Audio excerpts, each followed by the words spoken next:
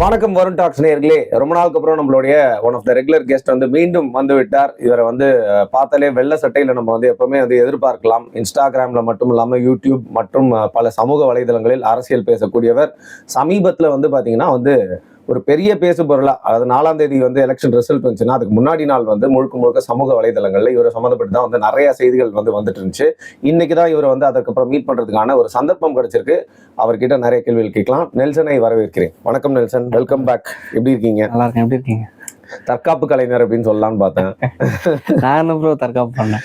ஏங்க, நம்மளுக்கு ஏதாவது ஒரு ஆபத்து வருதுதான் அந்த நேரத்துல ஒரு இன்ஸ்டிங் இல்லையா, அது ஹியூமன் இன்ஸ்டிங். அது அதுதான் நான் பார்த்தேன். அதனால தற்காப்பு கலைஞர் அப்படின்னு சொன்னேன். எனக்கு என்னன்னா, ரொம்ப ஹார்ட் டு ஹார்ட் சொல்றேன். நீங்க ஃபுல் டைம் கோர் பாலிடிக்ஸ் பேசுறதுக்கு முன்னாடி கொஞ்சம் கொஞ்சமாக அந்த சோஷியல் விஷயங்கள்லாம் பண்ணிட்டு இருக்க டைம்ல நான் பார்த்துட்டு இருக்கேன்.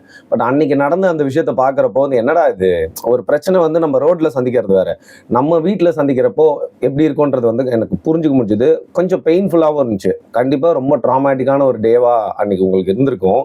ஏன்னா ஒரு சர்ச் போயிட்டு வரீங்க, அதுக்கப்புறம் பார்த்தீங்கன்னா அன்எக்ஸ்பெக்டடாக அது எல்லாமே சாதாரணமாக தான் ஆரம்பிக்குது. But went on to become a very very nasty scene.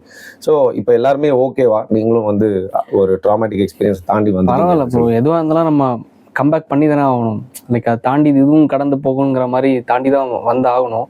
அதுலேயே ரொம்ப ஸ்டிக்கன் ஆகிட்டும் இருக்க முடியாது. ஆக்சுவலாக என்னென்னா, அது எதிர்பாராத ஒரு விஷயம்.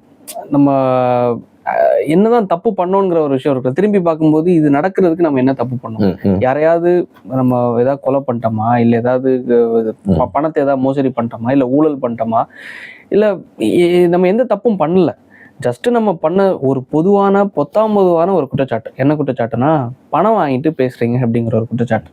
சரி, பணம் வாங்கிட்டு பேசுறீங்க அப்படிங்கிற ஒரு குற்றச்சாட்டுக்கு ஆதாரத்தை கொடுறான்னு கேட்கும்போது வேற எங்கேயும் போடல. அவங்களோட எலெக்ஷன் அபிரவிட்ட தான் நம்ம எடுத்து காணிக்கும் போது இங்கே பாருங்கள், இத்தனை தேதி கரெக்டாக ஸ்டாலின் அவர்களை சந்திச்சு கரெக்டாக 2 மாதத்தில் சொத்து ரெஜிஸ்டர் ஆகுது. ஸோ நீங்கள் அதுக்கடுத்து பல உருட்டுகளை உருட்டுறாங்க. அது செட்டில்மெண்ட்டு தாண்டி தான பத்திரம் அப்படி அப்படின்னு சொல்லிட்டு அவங்களோட கைல்வெளி அவங்களுடைய தரப்புலேருந்து வந்திருக்கு அப்படின்னு சொல்லிட்டு பல விஷயங்களை சொல்கிறாங்க. சரி, அப்படி அவங்க தரப்புலேருந்து வந்ததாகவும் இருக்கட்டும்னு வச்சுக்கோங்களேன். டௌரி வாங்கக்கூடாதுங்கிற ஒரு விஷயம் இருக்குல்ல, அது சொன்னது யாரு? அதே சீமான் அவர்கள். உன் பொண்ணுக்காக நீ ஆசைப்பட்றியா, இல்லை பொண்ணுக்காக ஆசைப்பட்டு நீ கல்யாணம் பண்ணுறியாங்கிற ஒரு விஷயம் இருக்குல்ல. சரி, அதே தாண்டி இன்னொரு விஷயத்த கேட்குறேன். அதே விருதுநகர்ல இவருக்கு 15 ஏக்கரா 20 ஏக்கர் அந்த சொத்து இருக்குல்ல, கிட்டத்தட்ட நானும் சொல்லியிருந்தேன் ஒரு 15 கோடி ரூபாய்க்கு வேல்யூ வருது அப்படின்னு சொல்லிட்டு. சொத்தே இல்லை, பணமே இல்லைன்னு சொல்லிட்டு தானே நீங்க திரள் நிதி வாங்குறீங்க. என்கிட்ட சொத்தே இல்லை, பணமே இல்லைன்னு சொல்லிட்டு தானே நீங்க வாடகை வீட்டில் இருக்கீங்க.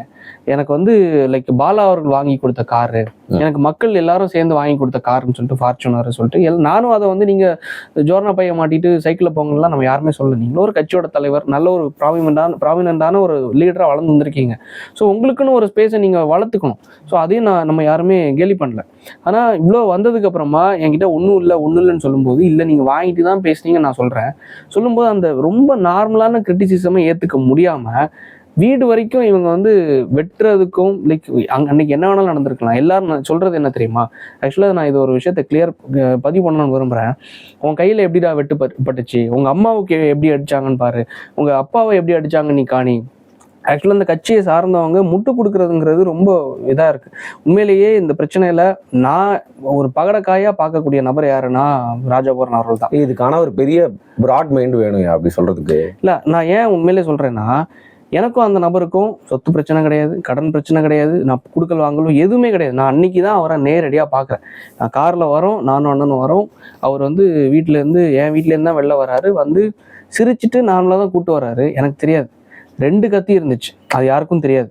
லைக் ஒரு கத்தி தான் அந்த பையில ஒன்று. லாஸ்ட்டாக நான் ஒரு வீடியோ போட்டிருந்தேன். அந்த வீடியோவில் சின்ன மடக்கு கத்தி ஒன்று நான் போட்டிருந்தேன். அந்த ஃபுட்டேஜ்லேயே கிளிப் ஆட் பண்ணியிருந்தேன். அவருடைய அந்த லுங்கி கட்டுவாங்க இல்லை, அதில் சைடில் வச்சிருப்பாங்க, யூஸ்வலாக ஊர்காரம் வச்சிருப்பாங்க, அதில் ஒரு கத்தி. ஆனால் அந்த ஃபோட்டோவை நான் உங்களுக்கு அனுப்பிச்சி விட்றேன், அதை வேணா கூட அட்டாச் பண்ணிப்போங்க. அது ஒரு கத்தி. அது உள்ள சண்டை நடக்குது இல்லை, வீட்டுக்குள்ள சண்டை நடக்குது இல்லை, வீட்டுக்குள்ள பிரச்சனை நடக்கும்போது அந்த கத்தி அங்கேயே ஒரு வாட்டி லுங்கி இதாயிடுச்சு. அவர் அங்க பிரச்சனை நடக்கும்போது இதாயிடுச்சு. அப்போ கத்தி கீழே விழுந்துருச்சு. அதுக்கப்புறமா தான் என்ன நடந்துச்சு உண்மையில சொல்றேன், எனக்கு ஞாபகம் இல்லை. உள்ள நானும் என் அண்ணனும் எப்படி இவரை வெளியே தள்ளணுங்கிறதே எங்களுக்கு தெரியல. எல்லாம் அந்த ரெஸ்பான்ஸ் பட்டு நடக்குதா. உள்ள என்ன பேசுறாங்க, லைக் அந்த ஊர் பாஷையில என்னல நீ எப்படி பேசுறல அப்படின்னு சொல்லிட்டு எந்திரிக்கிறாங்க. எந்திரிச்சதுக்கு அப்புறமா தான் நம்ம என் வீட்டுல நீ இப்படி கத்து பேசுறீங்களே அப்படின்னு சொல்லிட்டு தான் நான் கேட்கறேன். மரியாதையோட தான் பேசுறோம். அப்பாவும் கேட்கறாரு, என்ன எந்திரிக்கிறீங்க, உட்காருங்க அப்படின்னு சொல்லிட்டு உபசரிச்சு அந்த அளவு உட்கார வச்சாங்க. உட்கார வச்சதுக்கு அப்புறமா லைக் என்னை தள்ளி விடுறாங்க. தள்ளி விட்டு நான் விழுந்துட்டேன். விழுந்ததுக்கு அப்புறமா திருப்பி ஏதோ ரெஸ்லர் மாதிரி மேலே வந்து விழுறாங்க. ஏதோ நீங்கள் சொன்ன மாதிரி அந்த ஒரு செல்ஃப் டிஃபென்ஸாக தான் டக்குனு அண்ணன் பிடிக்கிறாங்க. அண்ணன் பிடிச்சதுக்கப்புறமா லைக் வந்து அவங்க வந்து அடிக்கிறதுக்கு முன் வரும்போது தான் நான் என் கையில் கிடச்ச ஒரு ஏதோ திங்ஸ் ஏதோ கிடச்சிச்சு, அதை வச்சு அடித்தேன். ஸோ இது வந்து எப்படின்னா எதிர்பாராத ஒரு விஷயம் டக்குன்னு நடந்துச்சு. அதுக்கு அடுத்தது தான் எங்களோட ஃபோனும் அதில் வந்து விழுந்துருச்சு. நீங்கள் அந்த ஃபுல் வீடியோ நான் போட்டேன், எடிட்டிங் கிடையாது, எதுவும் கிடையாது. எங்களோட ஃபோன் கீழே விழுந்துருச்சு, அண்ணனோட ஃபோன் கீழே விழுந்துருச்சு. அவன் தான் ஃபர்ஸ்ட் ரெக்கார்ட் பண்ணிருக்கான். வெளியே இருந்து அவங்க வரும்போது அவங்க ஒரு ஃபோனில் ரெக்கார்ட் பண்ணுறாங்க. ஸோ அந்த ஃபோன் கீழே விழுந்ததுக்கு அப்புறமா தான் இங்கேருந்து அம்மா அலறாங்க, சத்தம் போடுறாங்க, பாட்டி சத்தம் போடுறாங்க. காரணம் என்னன்னா அந்த டேபிள் மாதிரி போட்டிருந்துருக்காங்க, சேர், அந்த சோஃபா மாதிரி. அதில் வந்து ஏறி என்னன்னா எங்கள் அப்பாவை அடிக்கிறதுக்காக தலையில் அடிக்கிறதுக்காக தலையில் வந்து அடிக்கிறாங்க. நான் கண்ணுக்கு முன்னாடி நாங்கள் பார்க்குறோம். அப்போ அது உண்மையில அதை பார்க்கும்போது அவ்வளோ கஷ்டமா இருந்துச்சு. கூட வந்தாங்க இல்ல நாம் தமிழர் கட்சியோட அந்த ரூபன் பொன்மணின்னு சொல்லிட்டு கவுன்சிலர், அவர் வந்து அதை தடுக்காம லைக் இடையில எங்களை பிடிக்கிறாங்க. நம்ம அப்பாவை கண்ணுக்கு முன்னாடி அடிக்கும்போது பார்த்துட்டு சும்மா இருப்போம். அது எவ்வளவு பெரிய ஆளா இருந்தாலும் நம்ம அப்பா அம்மா மேல வச்சு சும்மா இருக்க முடியாது. அப்போ என்னன்னா அதே அந்த இடத்துல நாங்க பிடிக்க முற்படும் போதுதான் இவரோட கால் வந்து என்ன பண்ணிது, எங்க அம்மாவோட வயித்துல பட்டுருச்சு. அம்மாவை நீ எப்படி எங்க இருந்துடா அடிச்சாங்க அப்படின்னு சொல்லிட்டு அதே முட்டு கொடுக்குற நாம் தமிழர் கட்சியோட லைக் தம்பிகள் வந்து கேள்வி கேட்குறாங்க. அப்போ என்னன்னா அதே ராஜாமரனோட மனைவின்னு சொல்லப்படுறவங்க என்ன பண்றாங்க, அங்க வந்து அதே வீடியோல நான் ஷூட் பண்ண வீடியோல சொல்றாங்க, உங்க அம்மாவை மேல என்னோட புருஷனோட கால் பட்டுருச்சு, அதுக்கு நான் காலில் விழுந்து மன்னிப்பு கேட்கிறேன்னு சொல்லிட்டு அவங்க அந்த வீடியோலயே சொல்லியிருப்பாங்க, கன்ஃபஸ் பண்றாங்க. ஆமா, அந்த வீடியோல அவங்க பதிவு பண்றாங்க. புரியுதா? ஆக்சுவலா உள்ள கத்தி கொண்டு வந்து அந்த கத்தி வச்சு அவங்க இது பண்ணும்போது தான், நாங்க தடுக்கும் போது இது பண்ணும்போது தான் அந்த அளவுக்கு தற்குறிகளா இருக்காங்கிறது எனக்கு அடுத்ததான் புரிஞ்சிச்சு. யாரை நான் சொல்றேன்னா இதுக்கு முட்டு கொடுக்குறவங்க. நான் ஏன் சொல்றேன்னா, இது எப்படி நீ வந்து வலது கையில அடிபட்டுச்சுன்னு சொல்ற, ஆனா இடது கை தான் நீ வந்து காணிக்கிற. உண்மையிலேயே அது நம்ம மிரர் வீடியோல இப்படி எடுக்கும்போது, செல்ஃபி வீடியோல எடுக்கும்போது அது உல்டாவா காணிக்கும். ஸோ இப்போ நீங்க இங்க எடுக்கிறீங்க, அப்போ எடுக்கும்போது இந்த கையில வாட்ச் போட்டிருந்தோம்னா அது மாதிரி காமிக்கும். ஆமா. ஸோ அப்போ இது என்னன்னா, இது கூட அவங்களுக்கு தெரியல. இது கூட தெரியாம இப்படி வந்து எல்லாத்துக்கும் வெட்டுப்பட்டது நீ வந்து நாடகம் போடுற, அம்மாவை அடிச்சது நாடகம் போடுற, அப்பாவை அடிச்சது நாடகம் போடுற. உண்மையில கேட்கற, இப்படி நாடகம் போட்டு இப்படி நம்ம வளரணும், இப்படி வந்து ஃபேம் ஆகணும்னு யாரும் ஆசைப்படுவாங்க? அது நாடகம் போடுறது ஓகே. அப்பா அம்மாவை வந்து ரிஸ்க்ல வச்சா நம்ம பண்ணுவோம். அப்பா அம்மாவை உயிரை ரிஸ்க்ல வச்சு நம்ம நாடகம் பண்ணணும். சில உண்மையிலேயே எனக்கு கூட பழகுனவனுங்க எல்லாம், சில க்ளோஸ் வட்டத்துல இருக்கவனுங்க எல்லாம் என்னன்னா, நான் வந்து நெல்சனை எக்ஸ்போஸ் பண்ண போறோம், நெல்சன் வந்து எப்படி அவங்க அம்மாவுக்கு அடியே படல, அவன் அப்பாவுக்கு அடியே படல, ஃபேமுக்காக பண்ணிருக்கான், நம்ம ஃப்ரெண்ட்ஸே நிறைய பேர் இப்படி எனக்கு அதாவது அந்த வட்டத்திலே இருப்பாங்கல்ல, அந்த பாடி பில்டர் வட்டத்திலே சிலர் இருப்பாங்க. இவங்க எல்லாம் என்னன்னா லைக் ஒரு பயத்துல, ஒரு அச்சத்துல என்ன பண்ணிட்டாங்க, இனி நம்ம ராஜா போடுறதுக்கு நம்ம குரல் கொடுக்கணும், பேசணும்னு சொல்லிட்டு அந்த மாதிரி போயிட்டாங்க. குரல் கொடுங்க, என்ன வேணாலும் பேசுங்க. நான் என் வீட்டுக்குள்ள என் அம்மாவை ஒருத்தன் வந்து வீட்டுக்கு வந்து அடிக்கிறாங்க, காலை வச்சு மிதிக்கிறான், எங்க அப்பாவை அடிக்கிறான். இது எல்லாமே லைவா அவங்க வந்து பதிவு பண்றாங்க. யாரு? அவங்களோட மனைவியே பதிவு பண்றாங்க. நான் காலில் விழுந்து மன்னிப்பு கேட்கிறேன் அப்படின்னு சொல்லிட்டு. இவ்வளவு விஷயம் நடந்திருக்கு, ஆதாரம் இருக்கு, உள்ள மடக்கு கத்தி கீழே விழுந்திருக்கு. அதை நாங்க போலீஸ் கிட்ட எடுத்து கொடுக்குறோம், எல்லாம் விசாரணை போயிட்டு இருக்கு. நம்ம இதுல போய் சொல்ல முடியுமா? வீடியோ வியூஸுக்காக நம்ம உட்காந்துட்டு இல்ல வந்து இங்க பாருங்க எங்க அம்மாவை அடிச்சுட்டாங்க பாருங்க, எங்க அப்பாவை அடிச்சுட்டாங்க பாருங்க, எல்லாம் யதார்த்தமா நடக்குது. நான் யதார்த்தமா நம்ம பேசுறோம், யதார்த்தமா என் சட்டை கிழியுது. அப்போ என்னன்னா இவங்க டீகோட் பண்றேன்னு பாருங்க. இங்க பாருங்க, இந்த இடத்துல இவரோட கை இங்கே இருக்கு, இவர் காணிச்ச கை இங்கே இருக்கு, இவர் ஏமாத்துறாரு. இங்க பாருங்க, இவங்க அம்மாவை வச்சு இவன் நாடகம் போடுறான். இது பார்க்கும்போது உண்மையில என்னன்னா, இதுக்கும் முட்டு கொடுக்கறதுக்காக வரக்கூடிய, ஏன்னா நான் உண்மையில சொல்றேன், மனதார சீமான் அவர்கள்லாம் ஜெயிக்கணும், சட்டசபைக்குள்ள போகணும்னு நினைக்கக்கூடியவன். ஏன்னா அட்லீஸ்ட் அந்த கட்சியில இவ்வளோ பேசுறாருயா, 2009 பேசிட்டு இருக்காரு, வரணும்னு நினைக்கக்கூடியவன். ஆனா அந்த கட்சியில வரணும்னு நினைக்கும் போது ஒரு நபர் வந்து அந்த கட்சியே ஒட்டுமொத்தமா காலி பண்ணணும்னு நினைக்கும் போது அதை தான் நம்ம எக்ஸ்போஸ் பண்ணோம். ஒரு நபர் தான், அந்த நபர் பண்ண விஷயத்த தான் எக்ஸ்போஸ் பண்ணோம். இந்த மாதிரிப்பா நாம் தமிழர் கட்சியே புதைச்சி குண்டு தோண்டி புதைக்கிற வேலையை பண்ணிருக்காங்க அப்படின்னு சொல்லிட்டு. அப்போ அது பண்ணும்போது பர்சனல் வெஞ்சன்ஸ் கிரியேட் ஆகுதா? அப்போ என்ன பண்ணிடுறாங்க, கரெக்டாக நீங்கள் நாம் தமிழர் கட்சின்னு உள்ளே போகாதீங்க. நாம் தமிழர் கட்சின்னு உள்ளே போகாமல் இந்த ப்ராடக்ட், இந்த யானை கவலம் என்ற ப்ராடக்டை வச்சு நீங்கள் உள்ளே போயிட்டீங்கன்னா வேற ஒன்றும் கிடையாது. இந்த ப்ராடக்ட்டுக்கும் இவனுக்குமான பிரச்சனைன்னு பிரச்சனை அப்படிங்கிற மாதிரி. ஏன்னா ராஜாபுரன் அவர்கள் வந்து சும்மா நான் போய் அவர் ப்ராடக்டை வந்து நான் போடலை. கரெக்டாக அதுக்கு முன்னே 2 வீடியோ போடுறாரு. 2 வீடியோ என்ன வச்சு போடுறாரு எப்படின்னா, தற்குறியும் ஒரு தற்குறி, இந்த மாதிரி வந்து கன்னியாகுமரியில ஒரு தற்குறி இருக்கான், இந்த தற்குறிக்கு வந்து ஒன்றும் தெரியல, நான் இந்த அறிவு கூர்ந்த ஒரு பையன் நினைச்சேன், தம்பி நினைச்சேன், ஆனா இவன் வந்து எவ்வளவு பெரிய தற்குறியா இருக்கான்னு பாருங்க. நீ ஒத்த அப்பனுக்கு ஆத்தாள் எப்படி அந்த நபர் பேசினாங்களோ அதே மாதிரி யூடியூபர் பேசினாரு. ஆமா, எப்படி அந்த யூடியூபர் பேசினாரோ அதே மாதிரியே இவரும் பேசுறாரு. யாரு? ராஜாபுரன் அவர்கள். நீ எப்படி ஒத்த அப்பனுக்கும் ஆத்தாளுக்கும் பிறந்தவனா இருந்தா அண்ணன் சீமான் அவர்கள் வாங்கினது நிரூபிடான்னு சொல்லிட்டு. அப்போ நம்மளுக்கு ட்ரிகர் ஆகும்ல, ஏற்கனவே ஒருத்தன் வந்து பேசினால தான் நம்ம வந்து பதிவு பண்ணணும். அப்போ இன்னொருத்தர் பேசும்போது அப்போ நம்மளுக்கு என்ன தோணும், நீங்களே அப்போ இதுக்கு முன்னாடி இந்த விஷயத்துல தன்னையும் தன்னோட ப்ராடக்டையும் காப்பாற்றி கொள்றதுக்காக இந்த கட்சியை பயன்படுத்துறீங்க. ஆனா இன்னைக்கு அதே கட்சி உங்களை பகடக்காயா பயன்படுத்தி எவ்வளவு அழகா கைகழி விட்டாங்கன்னு பாருங்களா. எவ்வளவு அழகா, ஒரு அறிக்கை கிடையாது, ஒருத்தங்க அதே யூடியூபர் பேசக்கூட இல்லை, அடுத்த நாள் வேற கண்டென்ட் போயிட்டாரு. இதுக்கு நம்மளுக்கு சம்பந்தம் இல்லப்பான்னு சொல்லிட்டு வேற கண்டென்ட்டுக்கு போயிட்டாரு. அதே நான் நோட் பண்ணேன். அது எனக்கு என்ன தோணுதுன்னா, பாதிக்கப்பட்டது நான், என் குடும்பம். அதுக்கு முட்டு கொடுக்கறது எவன் வந்தாலும் சரி எனக்கு மனதார தோணுது என்னன்னா, அவனுக்கெல்லாம் அது சொல்ல வேணாம், ஆனா வந்து பாதிக்கப்பட்டவங்க இடத்துல இருக்கும்போது தான் அது தெரியும். இது வந்து உன் அம்மா அடிச்சதை காணி, உன் அப்பா அடிச்சதை காணி, இல்லை வந்து உனக்கு வெட்டுப்பட்டதை காணின்னு சொல்லும்போது என்ன மைண்ட் செட்ரா, என்ன கீழ்த்தரமானவன் சொல்லும் போது தான் அசிங்கமா இருக்கு. ஃபேமுக்காக இதை யாராவது பண்ணுவாங்களா?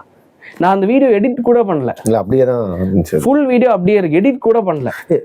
நான் நிறைய என்னோட கண்ணால வயலன்ஸை பார்த்துருக்கேன், ரொம்ப ஹார்ட் கோர் வயலன்ஸ். பட் அதை பாக்குறப்போ நம்ம வீட்டுல நடக்கிற மாதிரி பயமா இருக்கு. உள்ள இருந்து நம்ம அப்பா அம்மாவுக்கு இந்த மாதிரி நடக்கிற மாதிரி ஃபீல் ஆகுது. அந்த சத்தம் எல்லாம் கேட்கறப்போ நம்மளுக்கு அவ்வளவு ட்ராமாட்டிக்கா இருக்கு. அம்மா அழுறாங்க. நான் சொல்றேன், அம்மா விடுங்கம்மா, அந்த கிரில் பூட்டி வச்சிருக்காங்க. அதையும் எப்படி பேசுறாங்க தெரியுமா, நீ உள்ள பூட்டி வச்சுட்டு நீ உள்ள இருக்காங்க, சிங்கம் வெளியே நிக்குது, நீ எப்படி இருக்கு. எனக்கு உயிர் முக்கியம், என் அப்பாவோட உயிர் முக்கியம். அண்ணன் எனக்கும் சரி, நான் ஏதோ பேசுறேன், என் அப்பா என்ன பாவம் பண்ணாரு, என் அண்ணன் என்ன பாவம் பண்ணாங்க, அம்மா என்ன பண்ணாங்க, என்ன இது பண்ணாங்க. ஸோ இவங்களை நான் வந்து இது பண்ணக்கூடாது இல்லை. அப்போ வீட்டுக்கு ஒருத்தவங்க வந்துருவாங்கன்னா வீடை காணிச்சு கொடுத்தது யாருன்னா, அதே பகுதியை சார்ந்த நாம் தமிழர் கட்சி சார்ந்த மெல்பின் கலாஸ்ன்னு சொல்லிட்டு ஒருத்தர் இருக்காரு. அவர் தான் அந்த வீடை காணிச்சு கொடுத்து முந்தின நாள், அதாவது நாங்கள் வந்து அன்னைக்கு ஞாயிற்றுக்கிழமை சம்பவம் நடக்குது, காலைல 11:30 மணிக்கு நடந்து ஃபர்ஸ்ட் வந்து அப்பா எல்லாருமே ஸ்டேஷன் போறாங்க, நாங்கள் ஹாஸ்பிட்டல் போயிடுறோம். ஹாஸ்பிட்டல் போனதுக்கு அப்புறமா தான் உண்மையிலே ஊர்காரங்களை தான், அந்த அண்ணன்களை தான் நாங்கள் வந்து கையெடுத்து கும்பிடணும். உண்மையிலே அவங்க மட்டும் வரலன்னு வைங்களேன், அன்னைக்கு நடக்கிற சம்பவமே வேற. ஏன்னா வெளியே வந்து ஒருத்தர் வந்து வீச்சரோட நிற்கிறாரு, அதை தாண்டி வந்து உள்ள கத்தியை வச்சு மிரட்டுறாரு. இந்த மாதிரி பண்ணும்போது நான் என்ன நடக்கும், அந்த ஏதோ ஒரு விஷயமா கார் கீ உள்ள மாட்டிக்கிச்சு, திருப்பி வந்து அவரோட ஃபோன் அதில் விழுந்துருச்சு. ஃபோன் விழுந்ததுக்கு அப்புறமா தான் அதுக்கடுத்து ஊர்காரங்க எடுக்கிறாங்க. எடுத்து பார்க்கும்போது தான் 2:24 சீமான் அவர்கள் கால் பண்ணுறாரு. அப்போ எப்படி இருக்கும், கரெக்டாக 2:24 சீமான் அவர்கள் இதே ராஜாபுரம் அவர்களுக்கு கால் பண்ணுறாரு. புது இன்ஃபர்மேஷனா இருக்கு. இல்லை, நான் இதுக்கு முன்னாடி அந்த ஷார்ட்ஸில் பதிவு பண்ணியிருக்கேன். ஆக்சுவலாக என்னன்னா, அதே ஃபோனில் வாட்ஸ்அப்பில் சீமான் அவர்கள் வந்து ராஜாபுரம் அவர்களுக்கு 2:24 கால் பண்ணுறாரு. அதுக்கு அடுத்த சேட் யாரோடது இருக்குன்னா, சாட்டி துரைமுருகன் அவர்களோடது. அது வந்து 24 hours வந்து டிசப்பியரிங் வச்சிருந்தால அதில் மெசேஜ் எதுவும் இல்லை.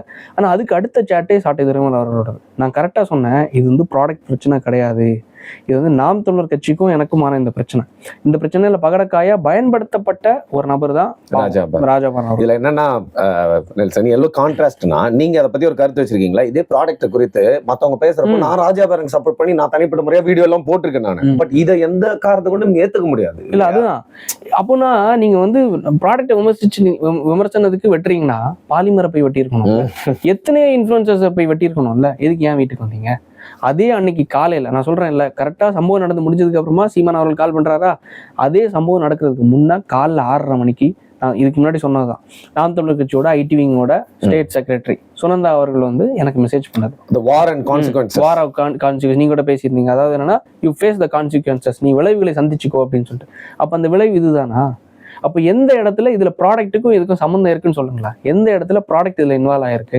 எந்த இடத்துல லேகிய பிரச்சனை உள்ள வந்திருக்குன்னு சொல்லுங்களா? இதுல லேகியமும் ப்ராடக்ட் எதுவுமே கிடையாது. கம்ப்ளீட்டா இது வந்து பர்சனல் வெஞ்சன்ஸ். இதுங்கிறது பர்சனல் வெஞ்சன்ஸ். அது நாம் தமிழர் கட்சின்னு சொல்றதை விட, தமிழ் தேசியன்னு சொல்றதை விட, ஒருத்தர் வந்து அந்த நாம் தமிழர் கட்சியே மொத்தமா குண்டு தோண்டி புதைக்கணும்னு ஆசைப்பட்டார்ல, தன்னை மட்டும் வளர்த்திக்கணும், தன்னோட வயத்தை மட்டும் நிரப்பிக்கணும்னு ஒருத்தர் ஆசைப்பட்டார்ல, அவரோட பர்சனல் வெஞ்சன்ஸை தீர்க்கிறதுக்காக அனுப்பப்பட்ட பகடக்காயா பயன்படுத்தப்பட்ட நபர் தான் ராஜாபுரம் அவர்கள். சரி, நீங்க இதுக்கு இப்போ நடந்த விஷயம் உங்களுக்கு நடந்திருக்கு, அதுல வந்து பாத்தீங்கன்னா உங்களுக்கு நடந்த அநீதி மட்டும் இல்லாம நீங்க வந்து பண்ணக்கூடிய நிறைய ஆக்டிவிட்டிஸ், சோஷியல் ஆக்டிவிட்டிஸ்லாம் இதன் மூலியமா நெல்சன் யாருன்றதும் வெளில தெரிஞ்சிருக்கு. இதுல ஒரே ஒரு நன்மையா நான் அதை மட்டும் தான் பாக்குறேன்.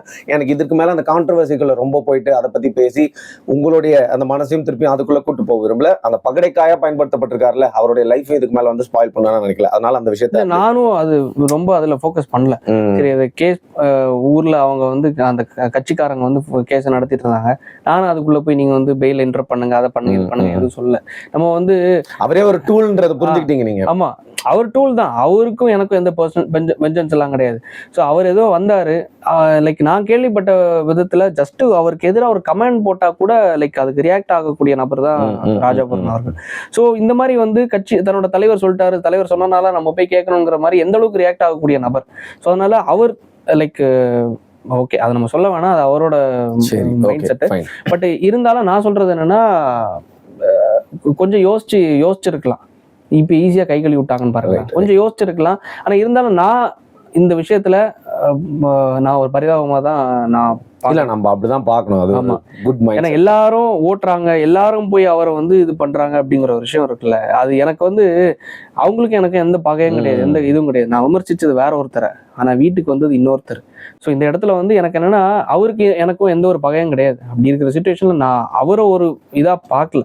சரி, ஏதோ பயன்படுத்தியிருக்காங்க, கை கழுவி விட்டாங்க. அதுக்கு அடுத்து நம்ம அடுத்த கட்ட வேலையை நம்ம பார்த்துட்டு போக வேண்டியது. மக்கள் எலெக்ஷன் ரிசல்ட் பார்த்துட்டீங்கல்ல, நேராக தலைகீழ மாறிடுச்சு. ஆனால் ஒன்று எனக்கு ஒரு கவலை என்னன்னா, இது மட்டும் எலெக்ஷனுக்கு முன்னே நடந்துச்சுன்னு வைங்களேன், 3.5% வாங்கினாங்களா, 16 லட்சம் ஓட்டு வாங்கினாங்களா, அது எனக்கு தெரிஞ்சு 5 லட்சம் 10 லட்சம் வாங்கிறதா பெருசு. ஏன்னா பேட் இம்பாக்ட். ஆமா, மோர் தென் 20 மில்லியன் வியூஸ் போயிருந்துச்சு ஒட்டுமொத்தம் அந்த வீடியோ. ஸோ எந்த பிளாட்ஃபார்மாக இருந்தாலும் சரி, ஃபேஸ்புக், இன்ஸ்டாகிராம், யூடியூப், ட்விட்டர், எல்லா இடத்துலையுமே இதுதான் அன்னைக்கு பேச்சு பொருளாக இருந்துச்சு. ஸோ இது மட்டும் எலெக்ஷனுக்கு முந்தின நாள் வந்துருந்துங்களேன், எலெக்ஷன் அந்த நடக்கிறதுக்கோ இல்லை அதுக்கு ஒரு 4 நாளைக்கு முன்னாடி நடந்துருச்சுன்னா எப்படி இருந்திருக்கும்? சரி, 3% என்னுடைய ஒரு ஓட்டும் இருக்கு. அதனால இதுக்கு மேல மனசை புண்படுத்த எனக்கு என்னன்னா, இந்த ஒரு கான்ட்ரவர்சி வச்சு எனக்கு ரொம்ப அதை பத்தி பேச வேணாம். ஆனா ரொம்ப நாளுக்கு அப்புறம் உங்களை பாக்குறேன் நெல்சன், இதை பத்தி பேசாம போனா நல்லா இருக்காது தான் அதை பத்தி பேசினேன். ஆனா அதுக்கப்புறம் அடுத்த நாள் வந்து எவ்வளவு விஷயங்கள் நடந்துருச்சு. எலெக்ஷன் முடிஞ்ச ரிசல்ட் வந்ததுக்கு அப்புறம் இன்னைக்கு வரைக்கும் மாற்றங்கள் போயிட்டே இருக்கு, பரபரப்பாவே இருக்கு.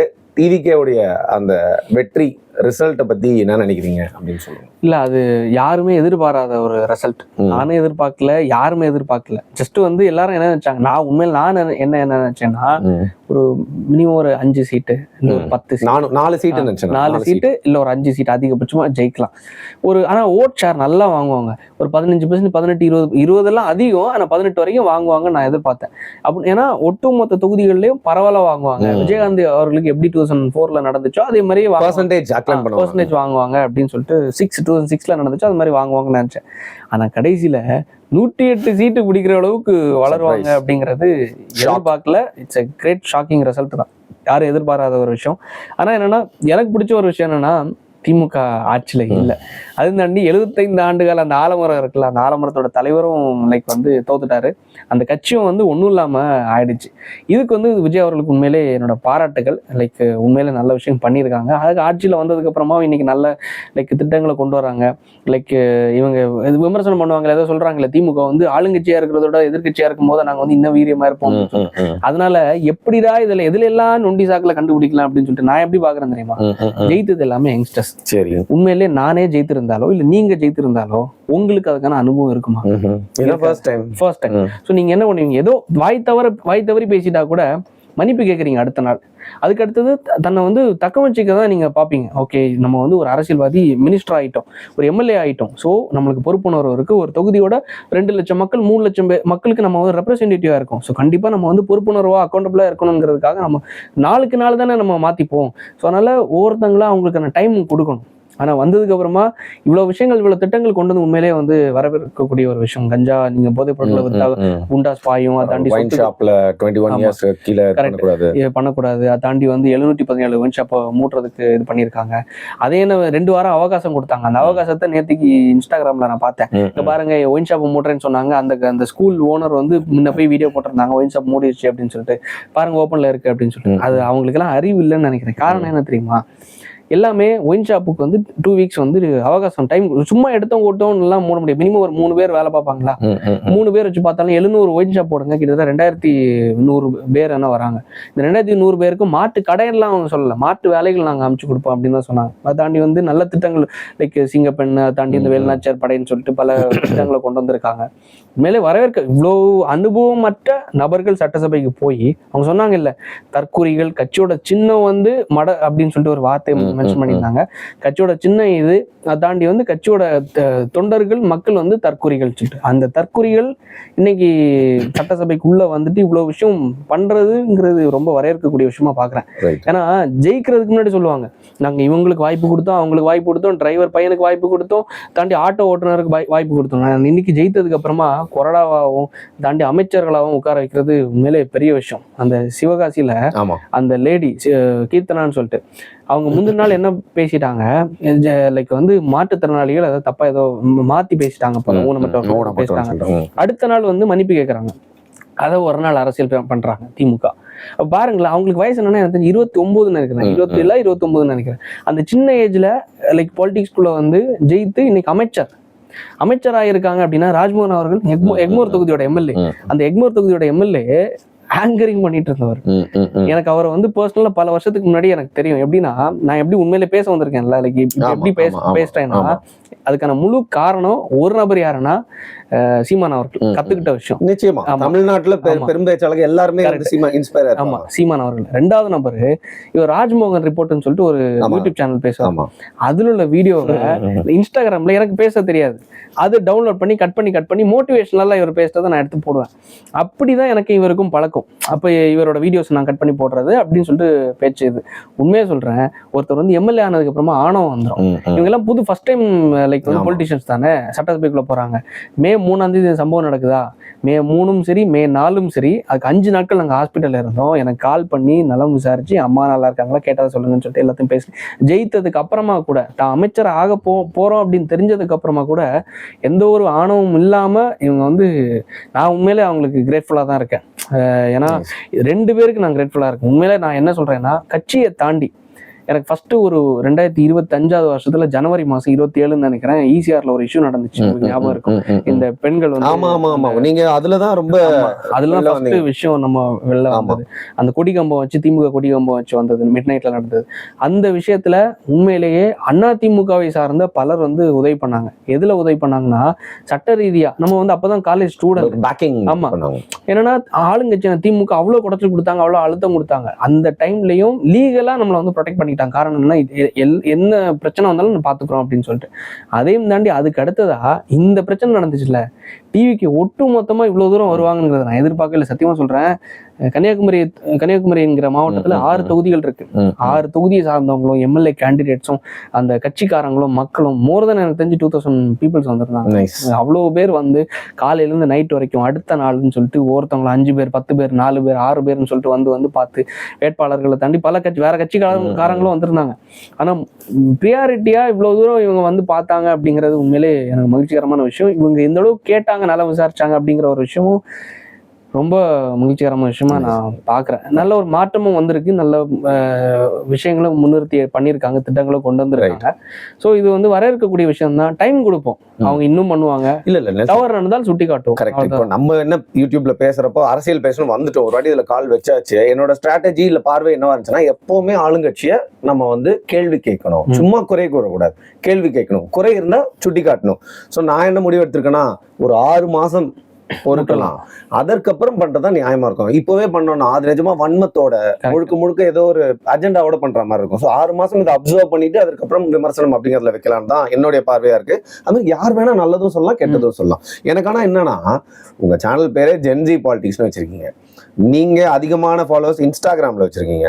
இப்ப டிவிக்கு இன்ஸ்டாகிராம் வச்சுதான் வந்து ஆட்சியை புடிச்சிட்டாங்கன்ற ஒரு பேரும் இருக்கு. நீங்க நிறைய இளைஞர்கள் கூட வந்து தொடர்ந்து பல கூட வாய்ப்பு இருக்கு. நீங்க சென்ஸ் பண்ணலையா இந்த மாதிரி ஒரு பெரிய விக்டரி வரப்போகுதுன்னு? நீங்களும் எங்களை மாதிரியே வந்து எப்படி ஷாக் ஆகிற இடத்துல இருந்தீங்க, கொஞ்சமாவது அது வந்து இது நடக்கும் போதும் சட்டு இப்படி உங்களுக்கு தெரியாம இல்ல. ஆக்சுவலா என்னன்னா, நான் யூடியூப்ல வீடியோஸ்ல பேசும்போதும் சரி, இன்ஸ்டாகிராம்லும் சரி, எந்த ஒரு இடத்துலயும் டிவிக்கே தான் ஜெயிக்க போறாங்க அப்படிங்கிற ஒரு விஷயத்த நான் அழுத்தம் திருத்தமா சொன்னதே கிடையாது. நீங்க உணரலையான்னு கேக்குறேன். அதான் சொன்னதே கிடையாது. ஆனா அந்த அது சொல்லாதனால கீழே வந்து யாரும் டிவிக்கு தான் ஜெயிக்க போகுது அப்படி சொன்னதும் கிடையாது. ஜஸ்ட் என்ன பேசினாலும் டிவிக்கேன்னு சொல்லிட்டு கொடி அந்த சிம்பல் பண்ணுவாங்கல்ல. அதே மாதிரி யூடியூப்ல பேசும்போது கீழே வந்து வரும், ப்ரோ என்ன ப்ரோ 5 தொகுதின்னு சொல்றீங்க, 10 தொகுதி சொல்றீங்க, வேணா பாருங்க 100 தொகுதிக்கு மேல டிவிக்கு ஜெயிக்கும். என்னால அதை நம்ப முடியல. சரி ஓகே, விஜயகாந்த் அவர்களே நம்ம அந்த ரிசல்ட்டை பார்த்தோம், இது எப்படி அந்த ரிசல்ட் வரும் அப்படின்னு சொல்லிட்டு நான் எதிர்பார்க்கல. உண்மையிலேயே நான் ஒரு வெல்விஷரா அந்த கட்சிக்காக பேசினேன். இதுக்கு முன்னாடி ஆரம்பத்துல அந்த ஈசிஆர் இஷ்யூ நடந்தது இல்ல, அந்த இஷ்யூ பிரச்சனைக்கு முன்னத வரைக்கும் நானும் அதே விஜய் அவர்கள் பிளஸ் வந்து புசியானந்த் அவர்கள் இவங்களோட போட்டோ எல்லாம் வச்சு, இப்போ அந்த வீடியோ எல்லாம் கீழே இருக்கும், 2025 ஜனவரிக்கு முன்ன வீடியோஸ் எல்லாம் வச்சு நானும் போட்டுட்டு இருந்தேன். என்னைக்கு அதுக்கு அடுத்தது இந்த பிரச்சனைகள்லாம் வந்துச்சோ, சரி யாருமே வேணாம், அந்த டைம்ல தான் அந்த விக்ரவாண்டி மாநாடு நடந்துச்சு. முன்னாடி அந்த மாநாடு நடந்த டைம்ல தான் நம்ம வந்து நல்லா பேசுறாரு அப்படின்னு சொல்லிட்டு நானும் வந்து இந்த ஆன்லைன்ல நம்ம கார்டு டவுன்லோட் பண்ணி உறுப்பினரா சேருவோம். என்னைக்கோ அந்த கட்சியில வந்து லைக் உறுப்பினரா சேர்ந்தேன். ஆனா வெளியே யாருக்கிட்டயுமே லைக் வந்து என்னன்னா நான் வந்து இந்த கட்சியில இருக்கேன், சார்பு இருக்கு அப்படின்னு சொல்லல. ஏன்னா நம்ம வந்து கேள்வி கேட்க முடியாது. எக்ஸாம்பிளுக்கு நம்ம விஜய் அவரோட போட்டோ வச்சுட்டு அவரை கேள்வி கேட்க முடியுமா, இல்ல புஜியானந்த் அவரோட போட்டோ வச்சுட்டு அவங்க பண்ற விஷயத்த கேள்வி கேட்க முடியாது. அதனால ஓகே நம்ம இதை ஸ்டாப் பண்ணிடலாம், இனிமே இதை போட வேணாம் அப்படின்னு சொல்லிட்டு நம்ம வந்து நியூட்ரலாவே கொண்டு போயிடலாம் அப்படின்னு சொல்லிட்டு தான் நான் இது பண்ணியிருந்தேன். யாரை பத்தியும் டிவிக்கே பண்ணதையும் நம்ம கேள்வி கேட்டோம். கரூர் இன்சிடென்ட் நடக்கும்போது கூட எல்லாரையும் கேள்வி கேட்டோம். கடைசியா வந்து இவங்களும் லைக் வந்து திமுக பண்ணதும் தப்பு, லைக் வந்து உளவுத்துறை அவங்களோட ஃபெயிலியரும் தப்பு, எல்லாத்தையும் சுட்டி காட்டி தான் கடைசியில டிவிக்கே நம்ம சொன்னோம். ஸோ எந்த ஒரு இடத்துலையும் நம்ம வந்து இவங்களுக்கு ப்ரோவோ ஜால்ரா போட்டு நம்ம வந்து வரல, ஆன்டி டிஎம்கே என்ற ஸ்டாண்டை வச்சு தான் வந்தோம். அந்த ஒரு காரணத்தினால எனக்கு வந்து இவங்க இந்த அளவுக்கு வருவாங்கிறது நான் எதிர்பார்க்கல. ஆனா நடந்தது ரொம்ப வியக்கத்தக்க ஒரு விஷயம் தான். நீங்க சொன்ன மாதிரி சோஷியல் மீடியா ரொம்ப பெரிய ரோல் பிளே பண்ணியிருக்கு. ஏன்னா நம்ம போடுற வீடியோஸ்லாம் நமக்கு தெரியும்ல, என்னடா லைக்கே 2 லட்சம் 3 லட்சம் வரும்போது அப்ப அது எந்த அளவுக்கு ஷேர் ஆகி வாட்ஸ்அப்ல போகும், வாட்ஸ்அப்ல சர்க்குலேஷன் பெரிய சர்க்குலேஷன். ஏன்னா இங்க ஒரு 10 லட்சம் பேர் பாக்குறாங்க, இது வாட்ஸ்அப் போகும்போது ஒருத்தவங்களோட வாட்ஸ்அப் ஸ்டேட்டஸையும் அங்க ஒரு 100 பேர் பார்ப்பாங்க. ஸோ 100 பேர் வாட்ஸ்அப் ஸ்டேட்டஸ் வைக்கும்போது அங்க ஒரு 1000 பேர் 2000 பேர் 3000 பேர் பாக்குறாங்க. ஸோ அப்போ ஒவ்வொரு குரூப்லயும் இது ஷேர் ஆகுது. அது வந்து ஒவ்வொரு கிரியேட்டர்ஸும் பலர் இதுல ஒர்க் பண்ணியிருக்காங்க, பலரோட வீடியோஸ் இதுல விளையாண்டுருக்கு, ஊரு வரைக்கும் போயிருக்குல்ல. இப்போ நம்ம எல்லாரும் என்ன எக்ஸ்பெக்ட் பண்ணோம், டிவிக்கு வந்து வேணா சிட்டில வேணா பிடிப்பாங்க, ஊர்ல வந்து வாய்ப்பே இல்லை. ஏன்னா ஊர்ல ரொம்ப ஓட்டர்ஸ் யாருன்னா அதிமுக இல்ல திமுக, இவங்க 2 பேரும் தான். பிஜேபிக்கு புதுசா வந்துச்சு, ஆனா வந்து அண்ணாமலை அவர்களை ஷிஃப்ட் பண்ணதுக்கு அப்புறமா அதுவும் பெரிய அளவுல உடஞ்சிருச்சு. இதுதான் எல்லாரும் எதிர்பார்த்துட்டு இருந்தாங்க. ஆனா ஊர்லயே விளையாண்டுருக்குன்னா அந்த பாட்டி மாருங்க கையில வாட்ஸ்அப் போய் சேர்ந்துச்சுல, பேர பிள்ளை கூட வெளிநாட்டுல பேசுறதுக்காக அந்த வாட்ஸ்அப்ல இந்த வீடியோ போனதுக்கு அப்புறமா அந்த பேர பிள்ளைங்க மேனிபுலேட் பண்ணிருச்சு. என்னன்னா பாட்டி நீங்க இவங்களுக்கு தான் போடணும், விசிலுக்கு தான் போடணும். இந்த பேர பிள்ளைங்களும் இந்த வாட்ஸ்அப்பும் இன்ஸ்டாகிராம் ஃபேஸ்புக் இதோட எழுச்சி தான் உண்மையில சொல்றேன். இந்த லைக் இந்த வங்காளதேசத்துல வந்து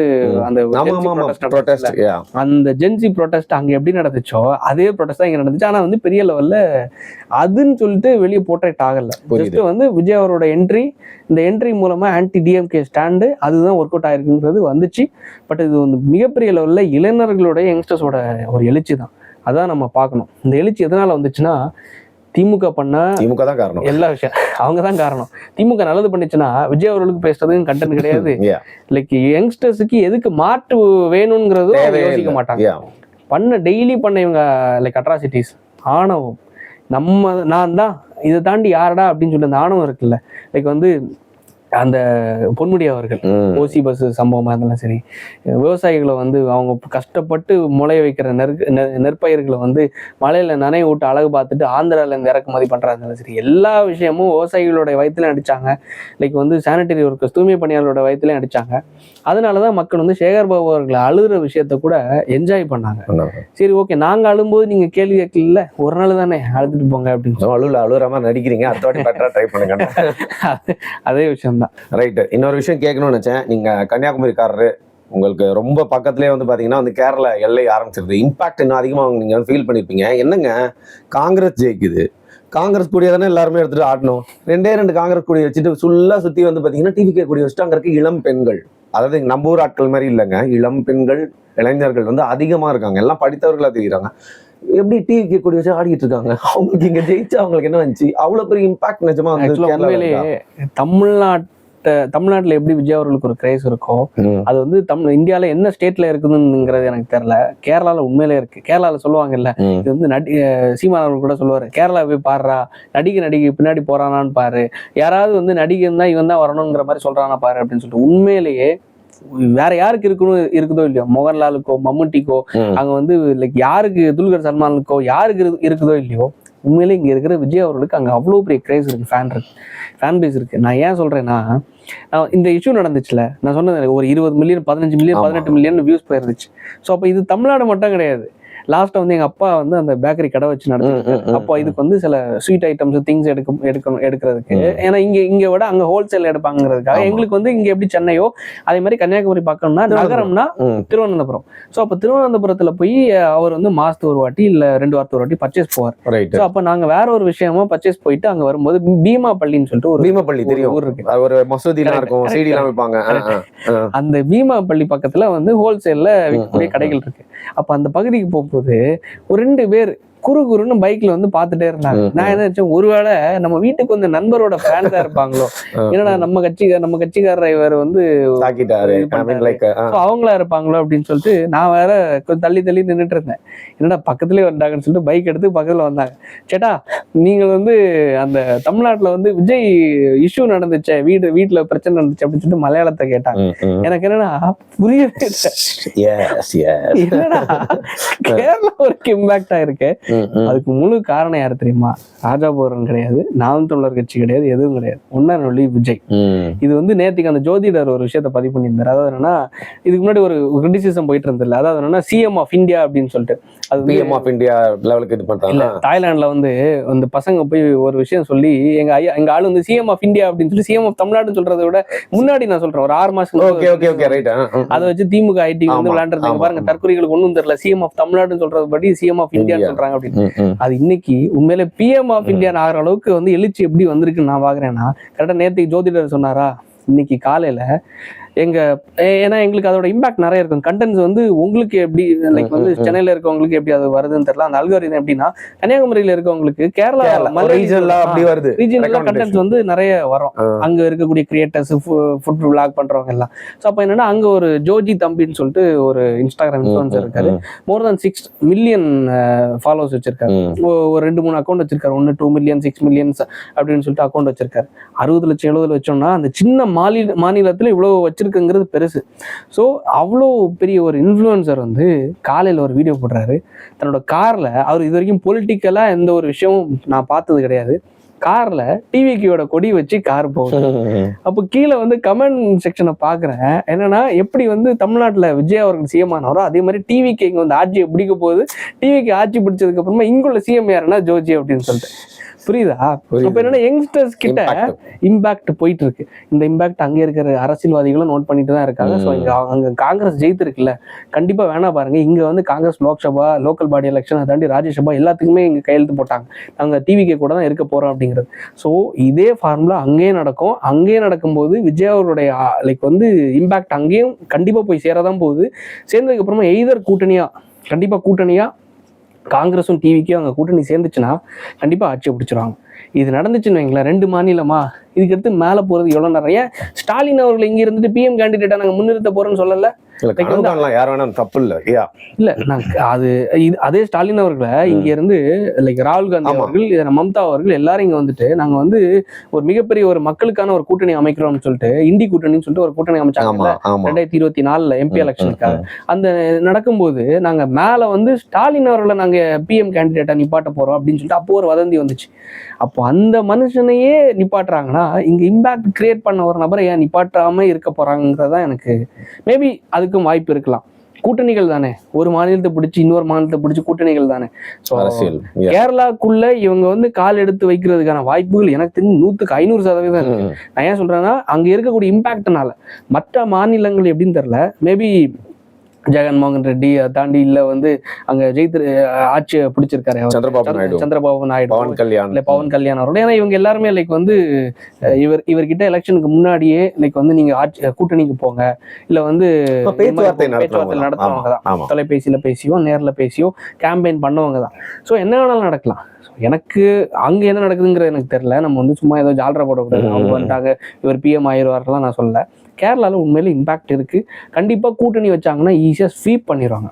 இல்ல உண்மைதான், நம்ம கண்ணால பாக்குறோம். அதனாலதான் ஏன்னா அங்க வந்து கம்யூனிசம் ரொம்ப அதிகம் தாக்கம் கொண்ட விஷயம்.